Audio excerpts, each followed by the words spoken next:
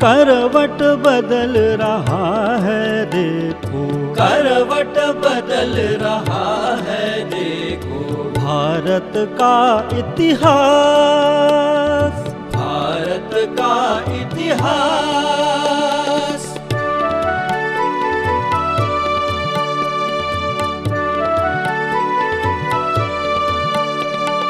सदियों से विस्मृत गौरव का, सदियों से विस्मृत गौरव का, भारत माँ परिचय देगी, भारत माँ परिचय देगी। सौम्य शांत सुखदाई जननी, सौम्य शांत सुखदाई जननी, नवयुग नव जीवन देगी, नवयुग नव जीवन देगी।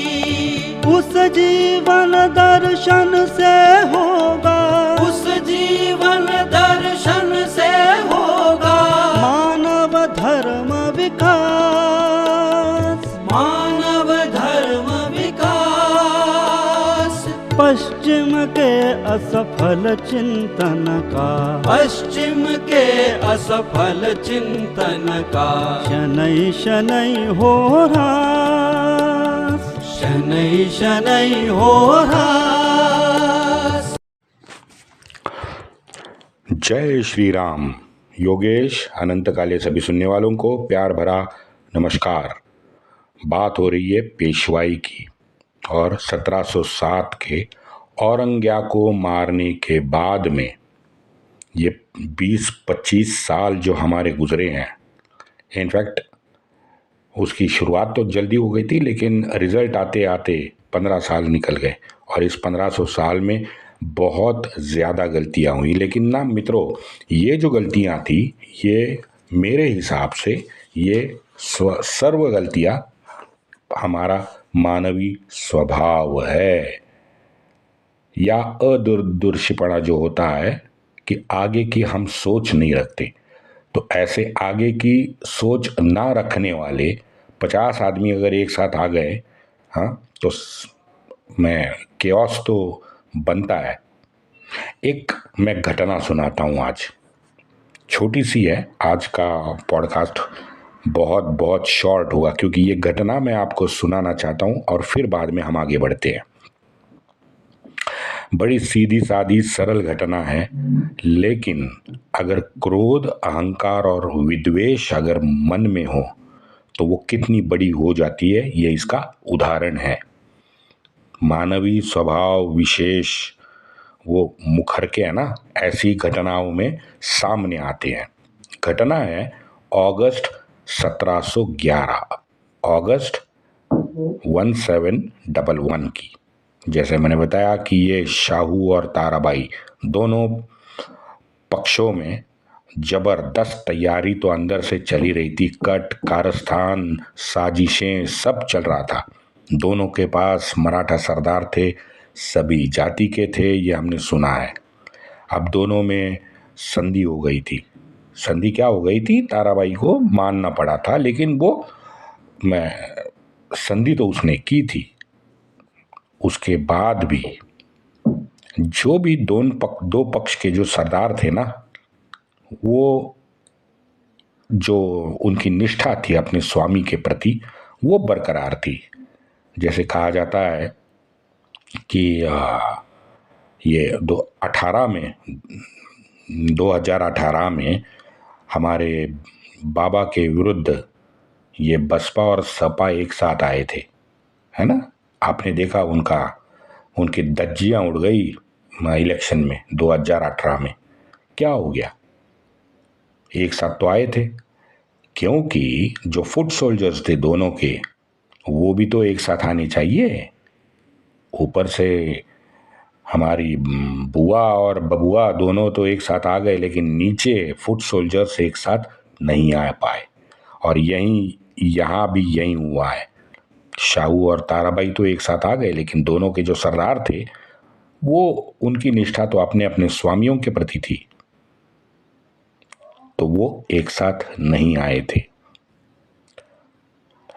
मीनवाइल हम जानते हैं कि वैसे विद्रोही तो बहुत ज़्यादा थे जिनको खुद की रियासत तैयार करनी थी। जैसे आगे चल के शिंदे और होलकर ने अपनी रियासत तैयार की, नागपुर में भोसले ने अपनी एक नई रियासत तैयार की।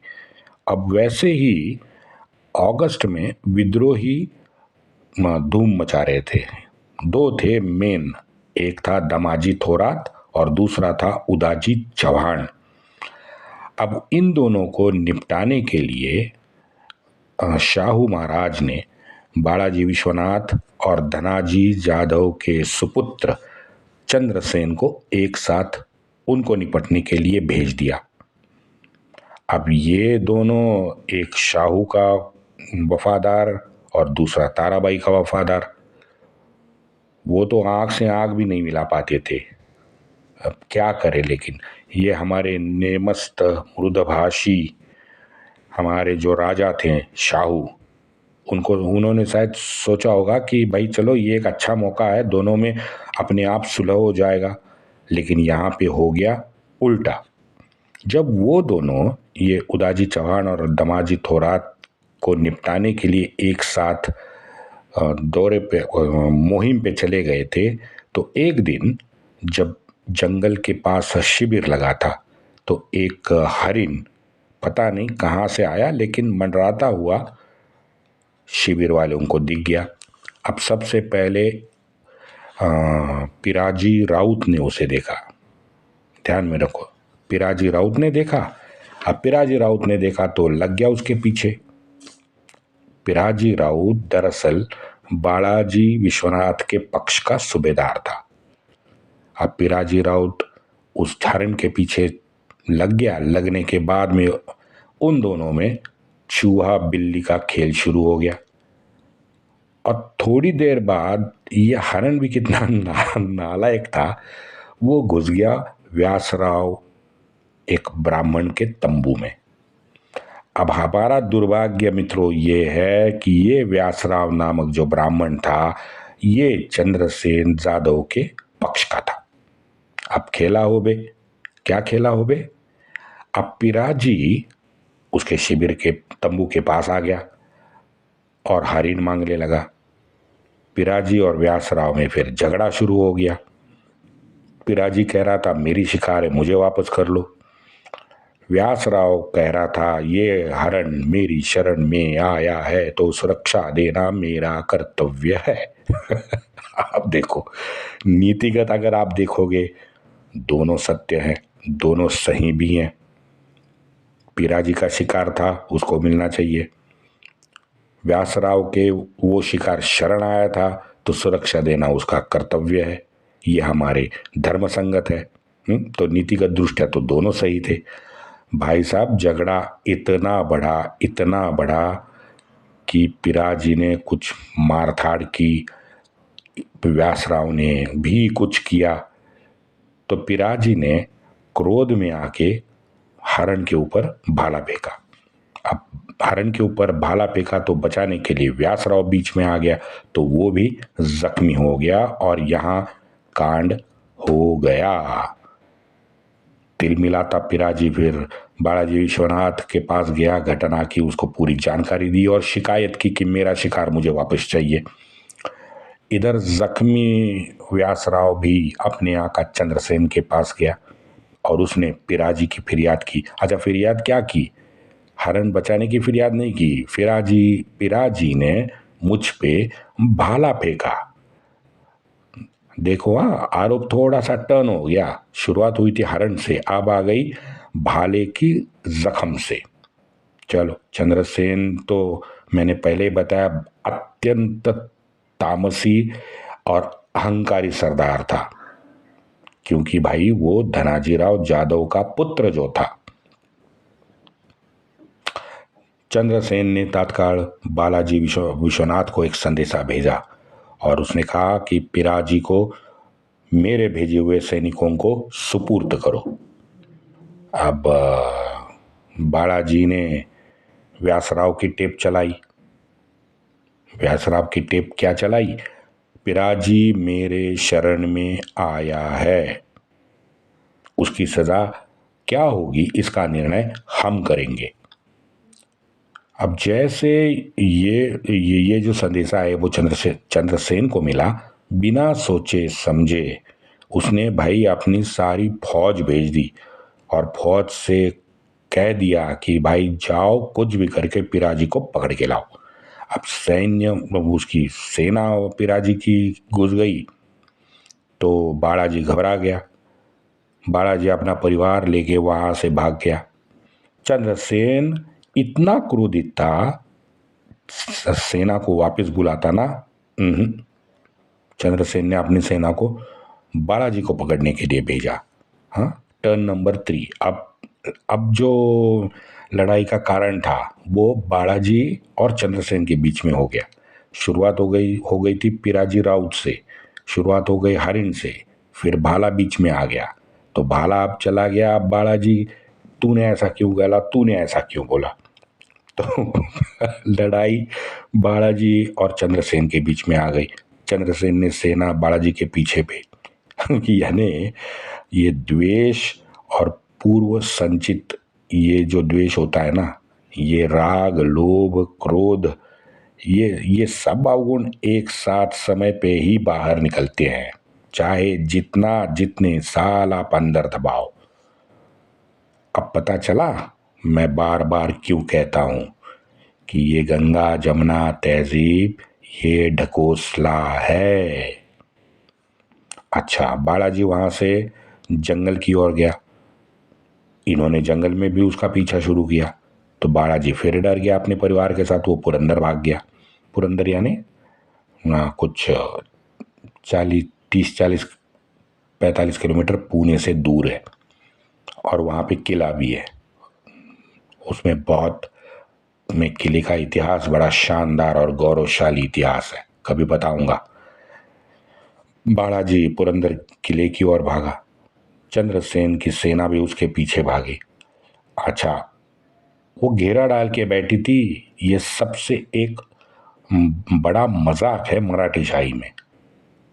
पुणे से नजदीक पुरंदर किले में, सातारा से नजदीक तकरीबन 70-80 किलोमीटर बस। हाँ, घेरा किस पे? अपने ही किले पे। अंदर कौन बैठा है? अपना ही मेन पेशवा। ये मजाक देखो। चंद्रसेन को पता चला, चंद्रसेन और तिल मिलाया। चंद्रसेन ने किलेदार को धमकाया कि वहां से बालाजी को हमें सुपुर्द करो, लेकिन किलेदार वो समझदार था और वो बुजुर्ग भी था, तो वो सब जानता था। तो बालाजी को उसने किले से निकाल दिया।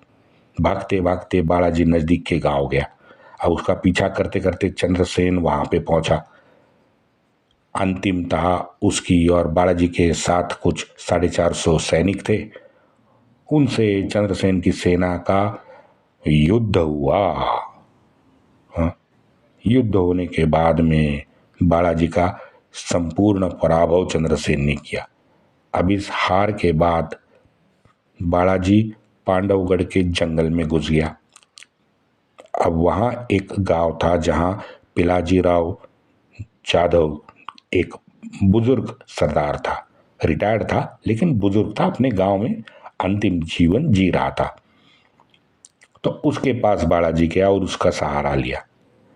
अब चंद्रसेन के रिश्तेदार भी वो 1-2-4 लोग थे जिन्होंने बालाजी को फिर आश्रय दिया, पांडवगढ़ किले पे पहुंचाया।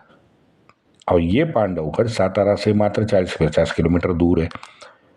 बालाजी ने अपने हस्तक के जरिए शाहू को पूरी हकीकत समझाई।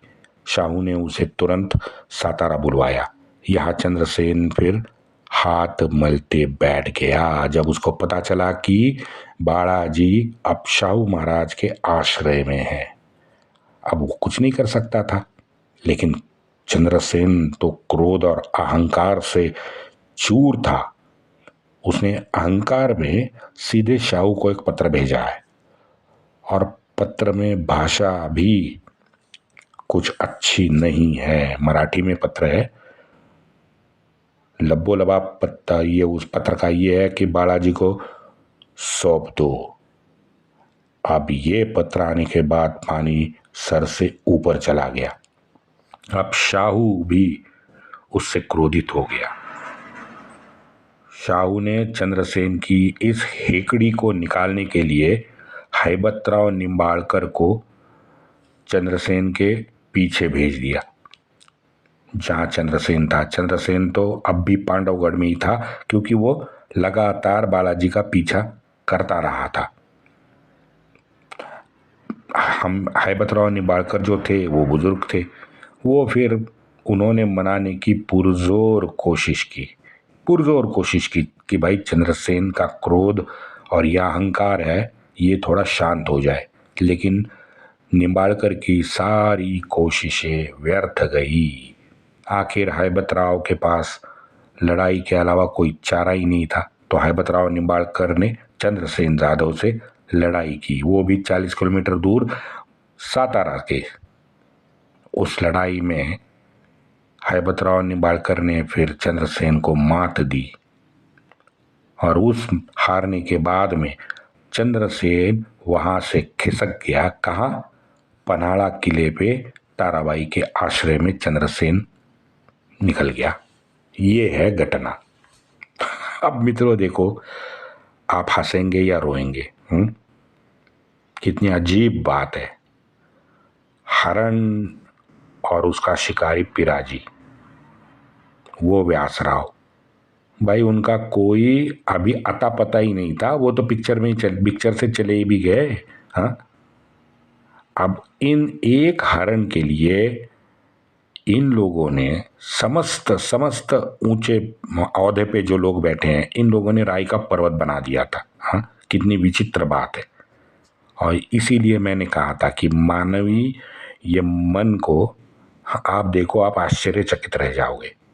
मैं सत्यापित तो नहीं कर सकता, लेकिन तवारीखकार ने एक लिखा है कि इन दोनों लड़ाइयों में, जो 2 बार बालाजी विश्वनाथ और हैबतराव निंबाड़कर ने चंद्रसेन से लड़ाई की, उन दोनों लड़ाई में दोनों पक्ष के कुल 135 मराठा मारे गए। क्या मजाक है यार, क्या मजाक है। हाँ, धीरता, गंभीरता, मैच्योरिटी, हाँ, दोनों के पास नहीं थी। एक हरण के घटना के लिए 135 सैनिक हमारे अपने सनातनी हिंदू गंवाए। किसके लिए? एक हरण के पीछे।